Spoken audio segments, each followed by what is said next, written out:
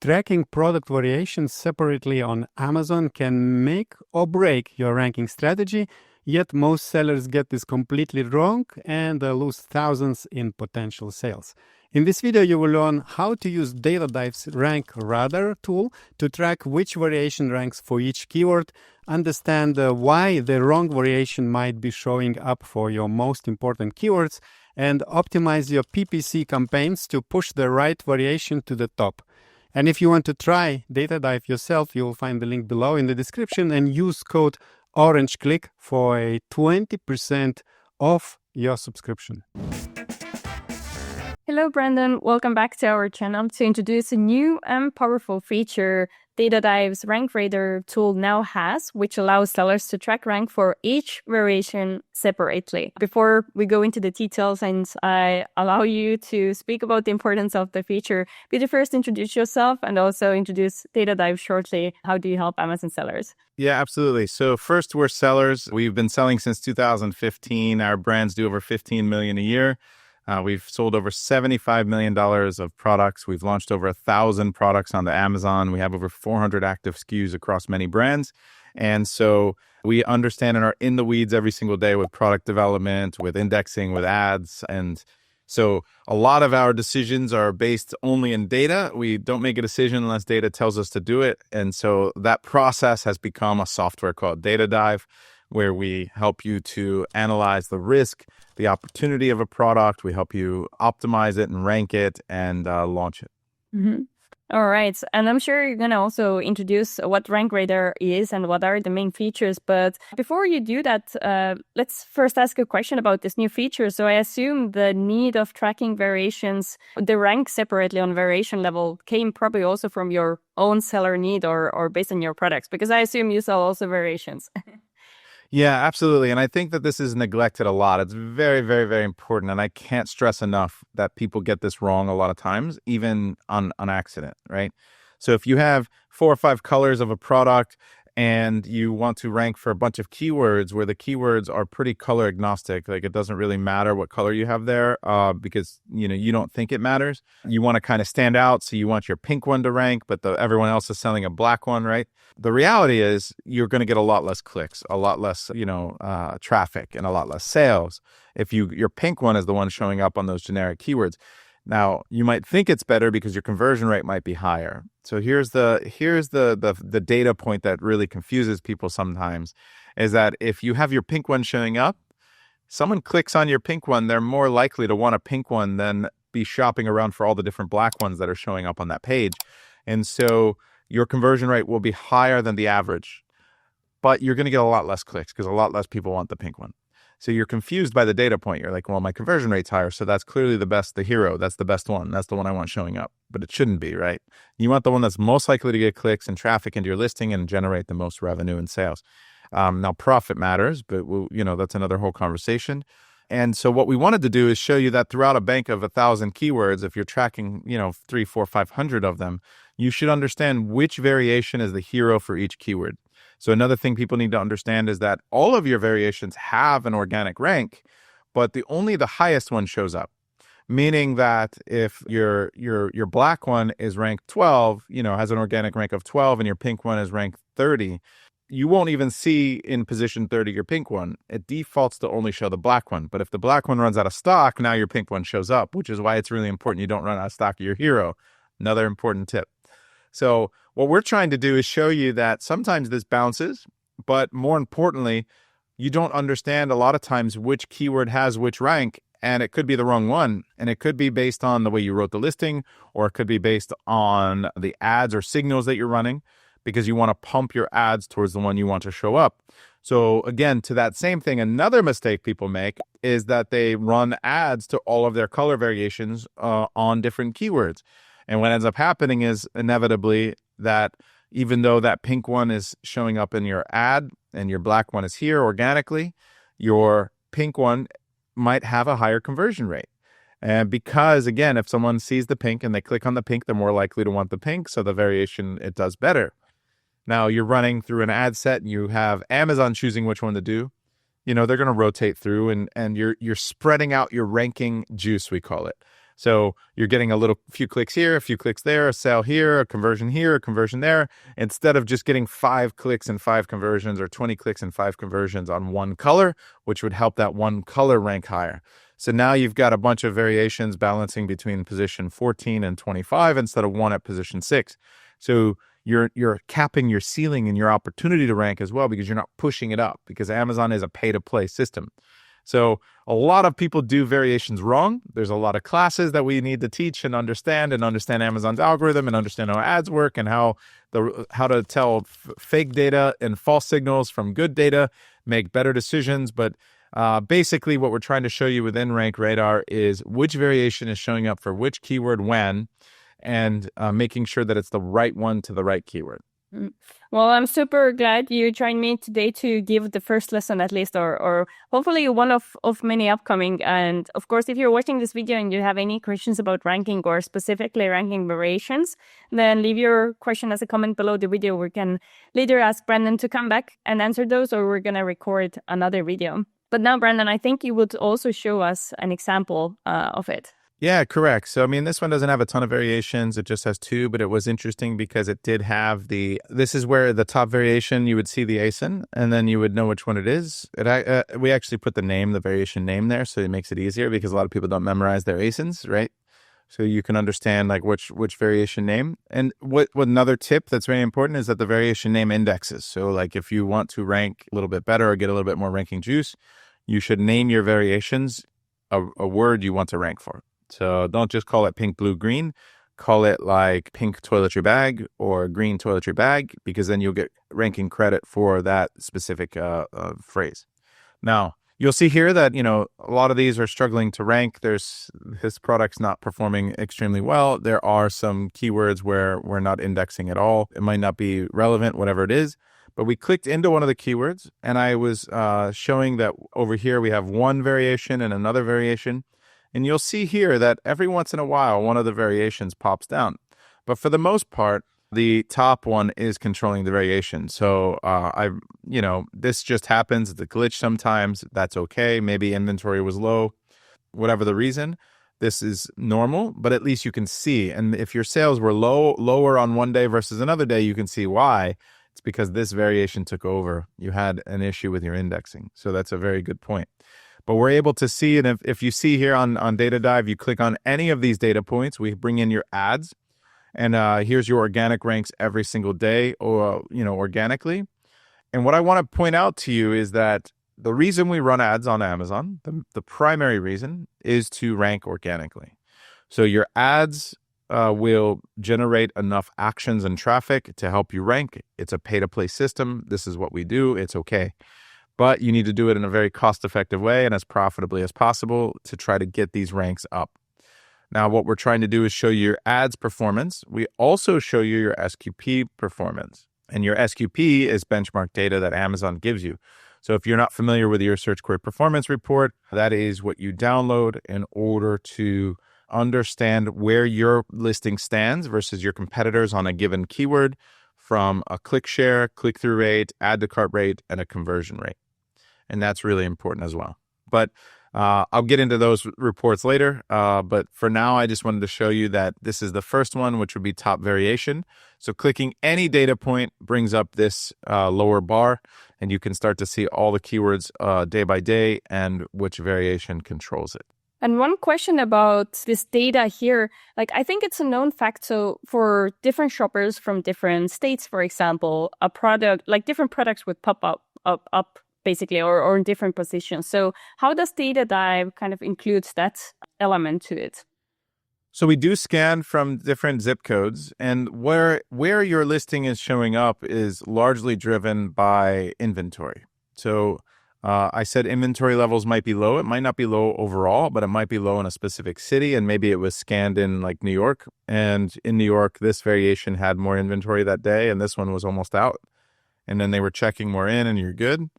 So you have to be aware that Amazon wants to show the listings and reward the listings that are most likely to be fulfilled as cheap as possible to save them money, right? And as quickly as possible to make their customers happy. So the more inventory you have and more fulfillment centers around major cities, the more likely you are to rank higher in those areas, and the more likely you are to convert, because you can see as much as a 50% improvement in conversion rate if you have 1-day shipping versus 2. Yeah, that's definitely a big difference in the performance. But would you say, does it ever make sense to take a badly performing variation and just remove it from a parent and just make a separate listing for it to ensure that it's not affecting negatively the best performing variations? So the performance in the ranking is going to be carried individually by the ASIN. The negative performing one, as it might be better to remove it if it's impacting your overall rating. So in that case, I would try to go back and understand and discontinue that product, improve upon it, understand what people have an issue with. Maybe one entire batch had a defect. You can remove it, remake it, make it better, improve upon it, launch it on its own, try to rank it for all the variation-specific keywords, right? Because you want to funnel those variation-specific keywords into your listing. Don't try to rank for the generic ones that your hero is ranking for, only the variation ones, and then merge it back in so that it can become a new funnel and profit center for you. Okay, sounds good. So Brendan, do you have any other takeaways about using RankRadar or tracking either products or variation with the tool?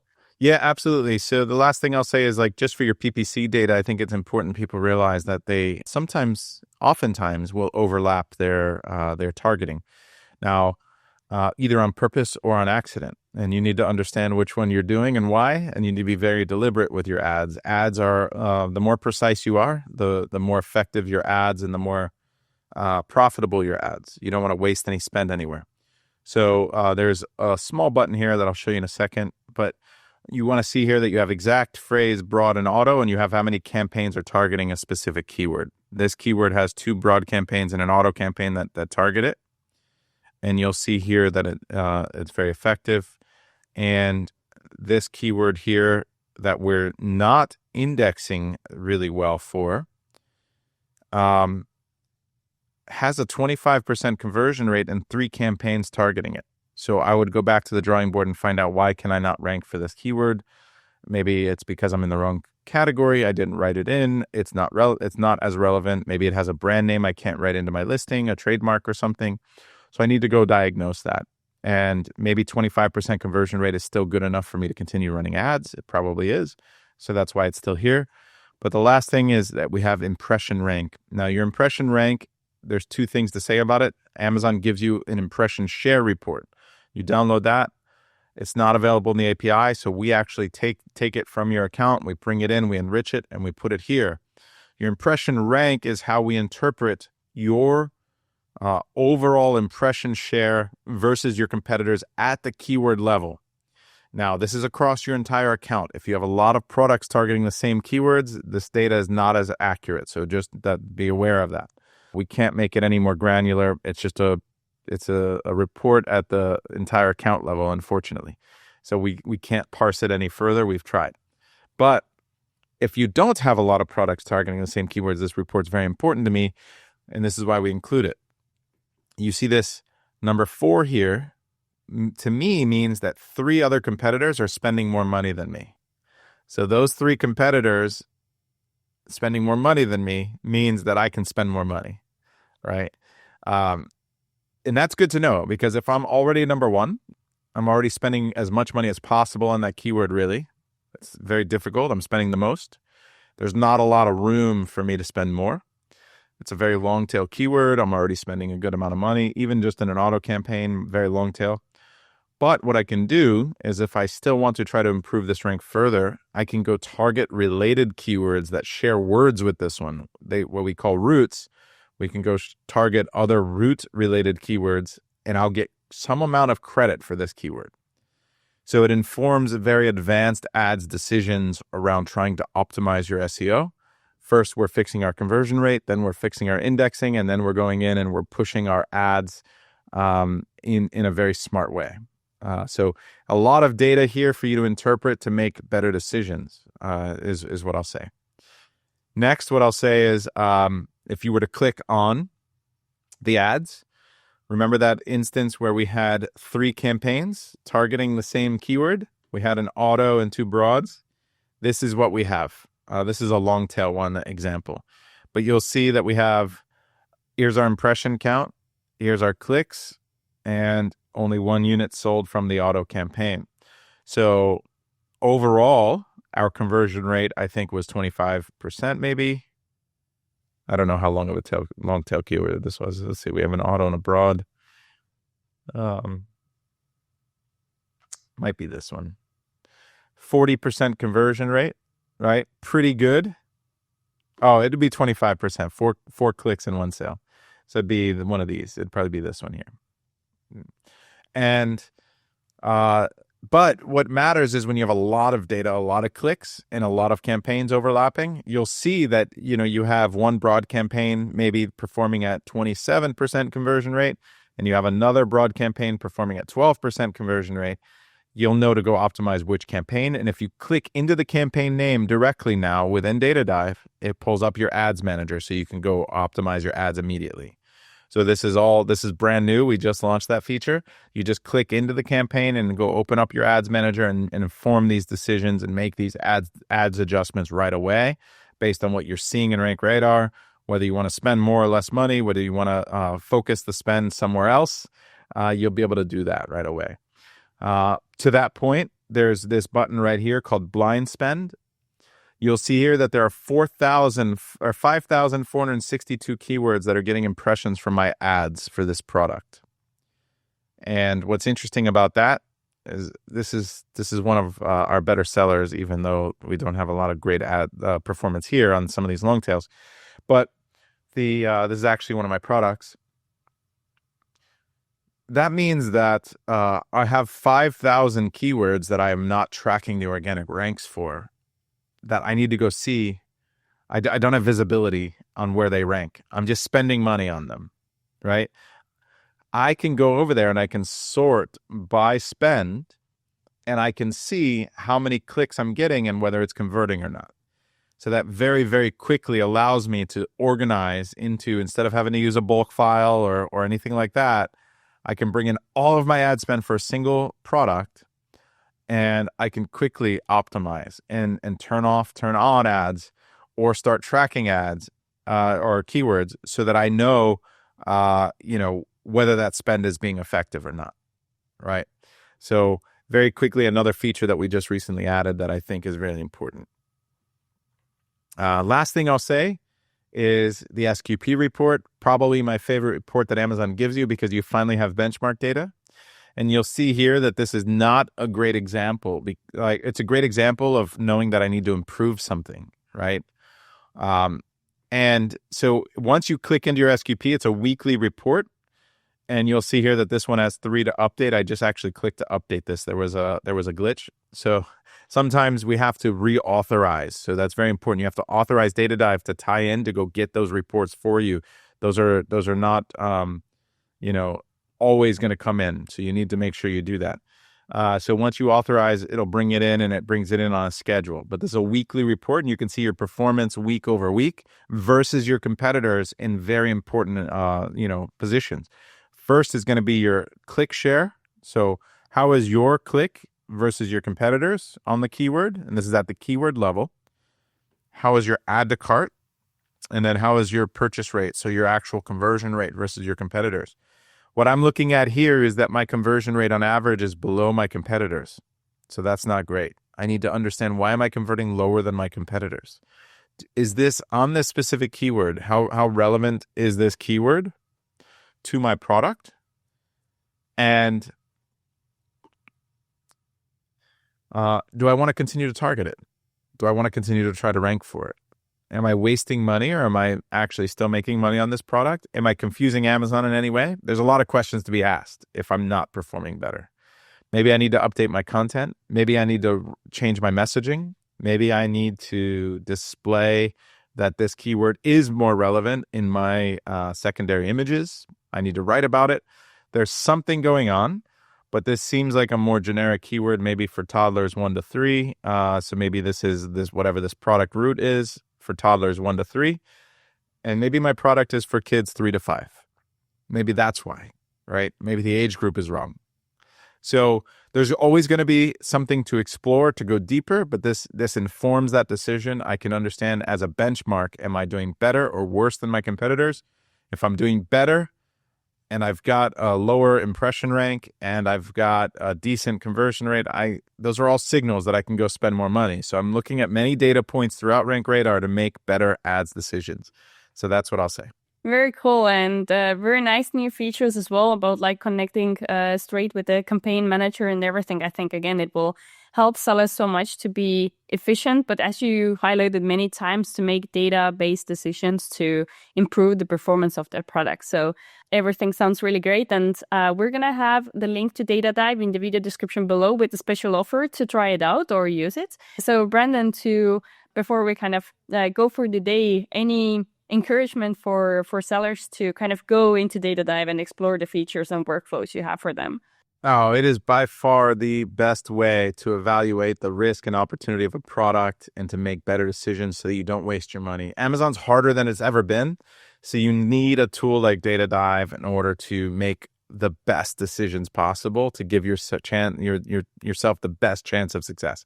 I can say that with all the confidence, and we're continuing to build better tools to improve these. We're going into agents and dashboards, and we've got a new homepage that just launched. So many cool things that we're building in that we're continuing to invest into the tools. So just come on board. It's ready for you. It'll make a big difference in your business right away, save you a lot of time, make better decisions. And I really appreciate you guys for helping us educate sellers and help more sellers through Data Dive. Awesome. Thank you so much. Well, Brandon, then I wish you all the luck and hard work to keep developing Data Dive. And then we're looking forward to have you again on our channel. Thank you.